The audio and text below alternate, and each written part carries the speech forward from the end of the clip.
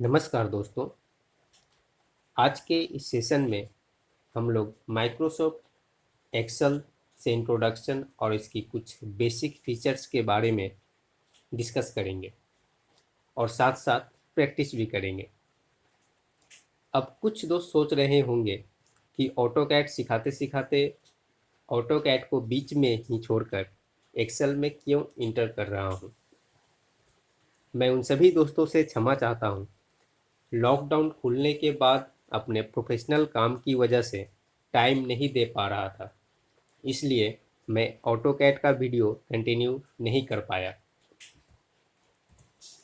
पर जिस मोटिव से ऑटोकैड का वीडियो बनाया था, शायद उसमें 90% कामयाब रहा। अब इस वीडियो को बनाने का मोटिव हमारे प्रिय सर को एक्सेल सिखाने की कोशिश है। देखते हैं कितना कामयाब हो पाता हूँ। तो आइए शुरू करते हैं Microsoft Excel. Microsoft Excel open करने के लिए हम लोग सबसे पहले जाएंगे स्टार्ट में। यहाँ पर माइक्रोसॉफ्ट एक्सेल 2000 है, यहाँ पर क्लिक करेंगे।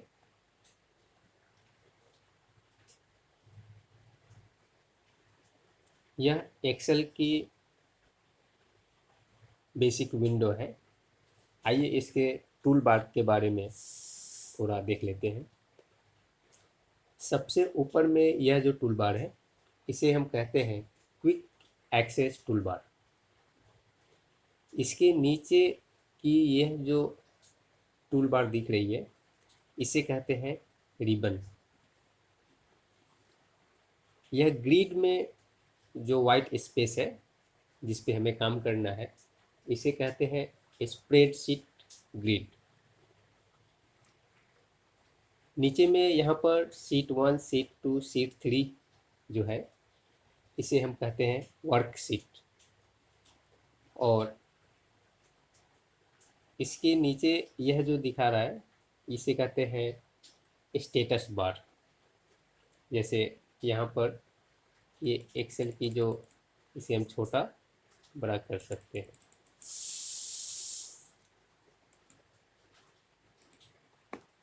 अच्छा, अब देखते हैं यह जो मैंने एक सिलेक्ट किया है, बी सिलेक्ट किया है, इसे हम कहते हैं कॉलम।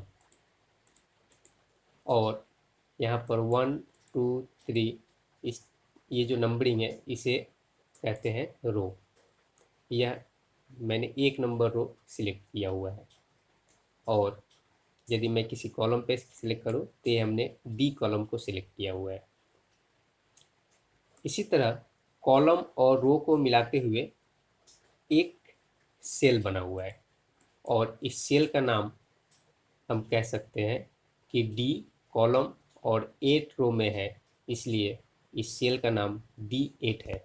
और इसकी स्पेसिफिकेशन यहाँ पर दिया हुआ है D8।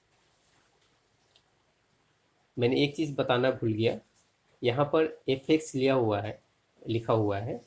इस बार को फार्मूला बार कहते हैं। इस बार में ही हम लोग फार्मूला, यदि कोई इंटर करना हो तो यहाँ पर हम लोग फार्मूला को टाइप करेंगे। अब इस कॉलम की एक विड्थ है।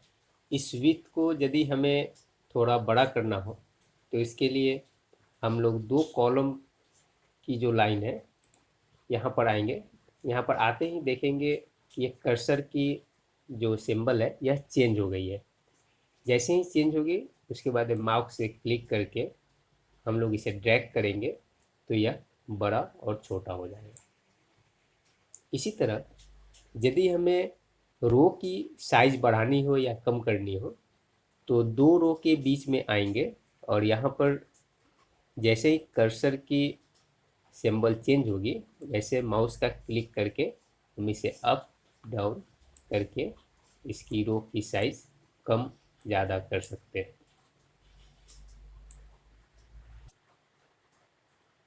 एक्सेल को बहुत तरीके से यूज कर सकते हैं, यह डिपेंड करती है हमारी ज़रूरत क्या है। बेसिकली हम लोग सिविल इंजीनियर एक्सेल को एस्टीमेट करने के लिए यूज करते हैं। कुछ लोग इसमें अपना प्रोग्राम कर लेते हैं, कुछ डिजाइन करने के लिए, बीम डिजाइन, कॉलम डिजाइन। कुछ इसे यूज करते हैं बिल वाउचर बनाने के लिए। तो आइए हम देखते हैं इसे हम लोग किस तरीके से यूज कर सकते हैं। तो आइए देखते हैं। सबसे पहले हम लोग एक रेक्टेंगल की एरिया टेबुलेटेड फॉर्म में निकालते हैं। एक रेक्टेंगल की लेंथ होगी, उसकी विड्थ होगी, और दोनों को मल्टीप्लाई करेंगे तो एरिया आएगा। सपोज मेरी लेंथ है 15 मीटर और विड्थ है 18.5 मीटर। तो हमारी एरिया यहाँ पर हमें कैलकुलेट करने की ज़रूरत नहीं है। यहाँ पर एक हम फार्मूला डालेंगे जिसकी पहली होगी इक्वल्स टू, उसके बाद में जिस सेल में मेरी लेंथ लिखी हुई है, इस सेल का नंबर हो गया B5। हम लोग यहाँ लिखेंगे B5, सॉरी B7।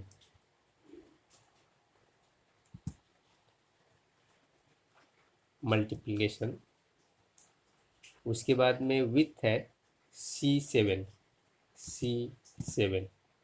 और इंटर करेंगे तो देखेंगे हमारी यह एरिया खुद कैलकुलेट हो गई है। इसे हम दूसरे तरीके से भी टाइप कर सकते हैं। मैं इसे डिलीट करता हूँ। इक्वल्स टू, डायरेक्टली हम लोग इस सेल को सेलेक्ट करेंगे और मल्टीप्लाई करेंगे दूसरे सेल से और इसे इंटर करेंगे तो यह कैलकुलेट हो जाएगी। अब यहाँ पर आप देखिए हमें सेल का नंबर टाइप नहीं करना पड़ा। जैसे ही हमने लेंथ के ऊपर में सेलेक्ट किया, ऑटोमेटिकली B7 को वह ले लिया, और जैसे ही हमने C7 पे क्लिक किया, C7 यहाँ पर टाइप हो गया खुद से। अब इसे हम इंटर करेंगे तो यहाँ पर यह एरिया आ गया। अब जैसे ही हम इसकी लेंथ चेंज करेंगे, सपोज इसे 20 करते हैं, तो एरिया खुद पे खुद कैलकुलेट हो जाएगी। हमें बार बार यहाँ फार्मूला डालने की ज़रूरत नहीं होगी।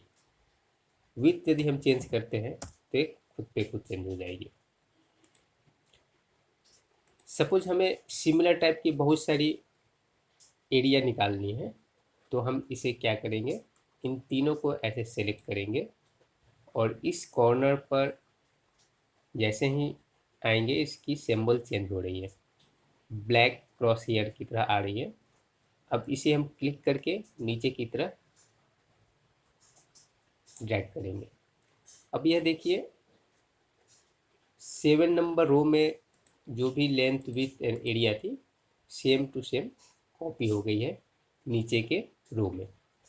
अब यहाँ पर चाहे तो हमें जिस जिस लेंथ विड्थ को मल्टीप्लाई करने की ज़रूरत है हम उसे मल्टीप्लाई करेंगे और यह एरिया खुद पे खुद निकलती चली आएगी।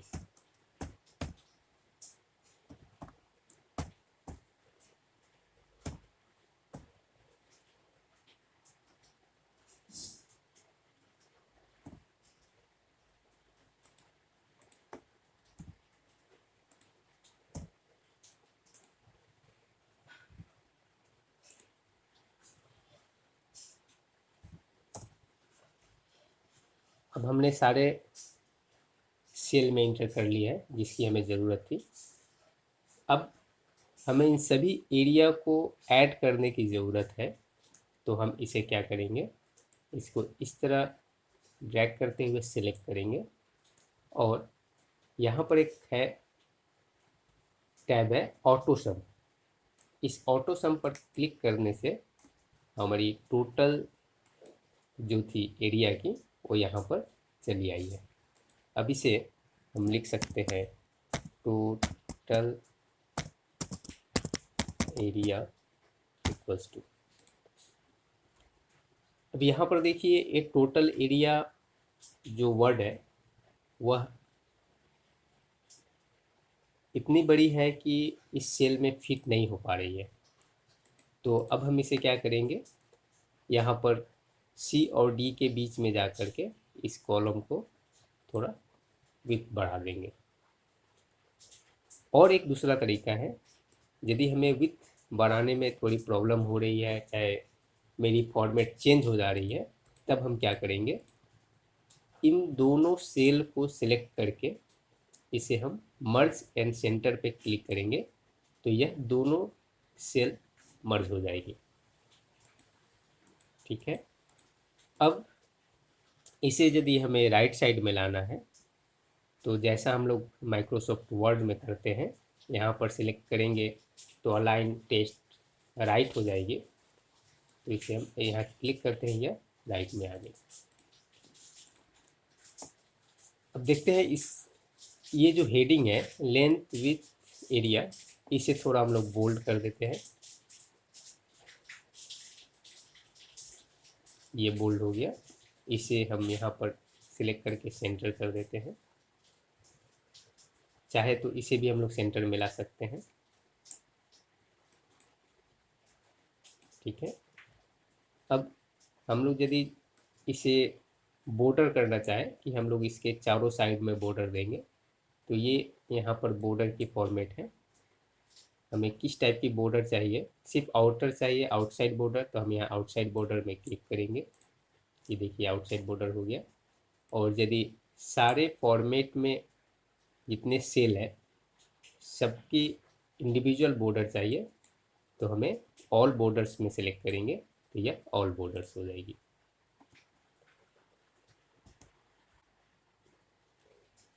अब आइए देखते हैं किसी सर्कल का एरिया हम लोग कैसे इसमें इनपुट करेंगे और वह कैसे ऑटोमेटिकली कैलकुलेट हो जाएगी जब हम उसकी रेडियस चेंज करेंगे। तो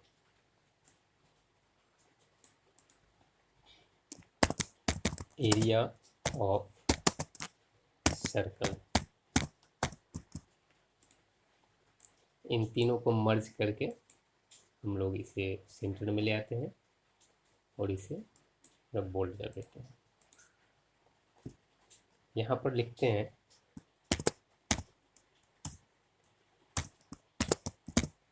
रेडियस ऑफ सर्कल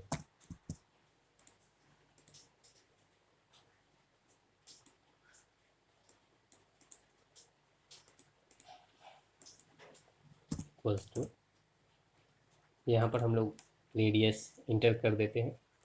एक चीज़ हमें हमेशा ख्याल रखना पड़ेगा, जब भी किसी डाटा को हमें यूज करना है किसी आउटपुट के लिए, यदि हमें किसी एरिया को निकालना है तो हमें उस डाटा को अलग सेल में इंटर करना पड़ेगा। जैसे यहाँ पर हमने टेक्स्ट लिखा है, इसके साथ में हम लोग यहाँ पर डायमीटर या रेडियस नहीं डालेंगे। यह डालने के यदि हम यहाँ डाल देते हैं तो उसे हमें फार्मूला में इंटर करने में प्रॉब्लम आएगी। इसलिए हम लोग यहाँ पर टेक्स्ट लिखें, अब इस सेल में आकर के हम उसका रेडियस डालते हैं। जैसे हमारे 16 mm डाया जो रेनफोर्समेंट बार होती है तो उसकी रेडियस हमारी 8 होगी, यहाँ पर 8 लिख देते हैं। और इसकी हमें क्रॉस सेक्शनल एरिया चाहिए, यहाँ पर और एक लिख देते हैं।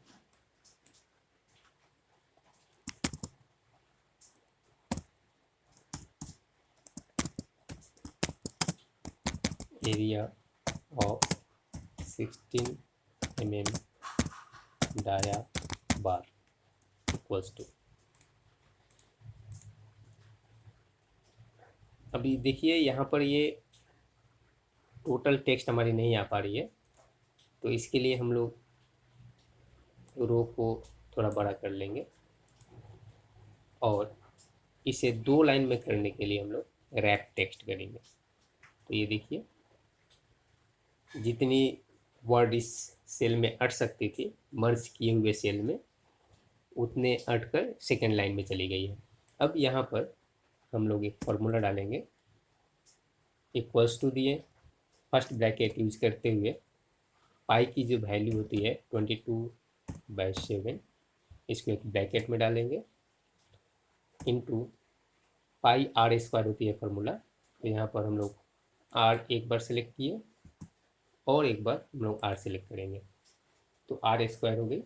अब इससे हमारी यह एरिया आ गई 201.143 स्क्वायर मिलीमीटर। और ये हमारी डाया थी, डाया नहीं रेडियस थी मिलीमीटर।